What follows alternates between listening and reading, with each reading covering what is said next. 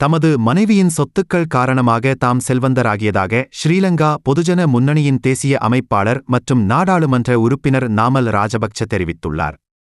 தனது மனைவியின் குடும்பத்தினர் தம்மை விடவும் மிகவும் செல்வந்தர்கள் எனவும் அவர்கள் நீண்ட காலமாக வியாபார நடவடிக்கைகளில் ஈடுபட்டு வருபவர்கள் எனவும் குறிப்பிட்டுள்ளார்.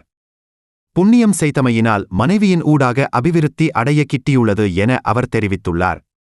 தமக்கு எதிராக முறைப்பாடு செய்த மற்றும் குற்றச்சாட்டுகளை முன்வைத்த அமைச்சர்களின் சொத்துக்களுடனும் ஒப்பீடு செய்யும் போது இந்த விடயம் நியாயமானது என அவர் தெரிவித்துள்ளார்.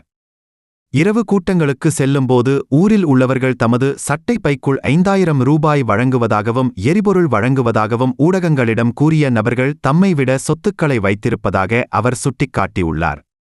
தமக்கு எதிராக குற்றம் சாட்டும் நபர்கள் தனது மனைவியின் சொத்துக்களையும் தமது சொத்துக்களையும் பிரித்தறிந்து கொள்ள முடியாதவர்கள் என அவர் தெரிவித்துள்ளார். தனது மனைவியின் குடும்பத்தினர் கடந்த 40 ஆண்டுகளாக வியாபார நடவடிக்கைகளை மேற்கொண்டு வருவதாகவும் தமக்கு இன்னமும் 39 வயது மட்டுமே எனவும் அவர் தெரிவித்துள்ளார். தாம் தமது பெற்றோரிடமிருந்து கிடைக்கப்பெற்ற சொத்துக்கள் உள்ளிட்ட அனைத்து விபரங்களையும் சொத்து விபரங்களில் உள்ளடக்கியுள்ளதாகவும் சட்ட விரோதமாக சொத்துக்களை கொள்வனவு செய்ததில்லை எனவும் மத்திய வங்கியினால் தடை செய்யப்பட்ட விடயங்களில் முதலீடு செய்ததில்லை எனவும் அவர் குறிப்பிட்டுள்ளார். சட்டத்தரணியாக தாம் செயல்பட்டுள்ளதாகவும் ஆலோசனை சேவை வழங்கியுள்ளதாகவும் அதற்காக வரி செலுத்தி உள்ளதாகவும் வரி அறிக்கைகளை சமர்ப்பித்து உள்ளதாகவும் அவர் தெரிவித்துள்ளார். குடும்பத்தினரிடமிருந்தும் பெற்றோரிடமிருந்தும் கிடைக்கப்பெற்ற சொத்துக்கள் தொடர்பிலும் தான் தகவல் வழங்கியுள்ளதாக தெரிவித்துள்ளார்.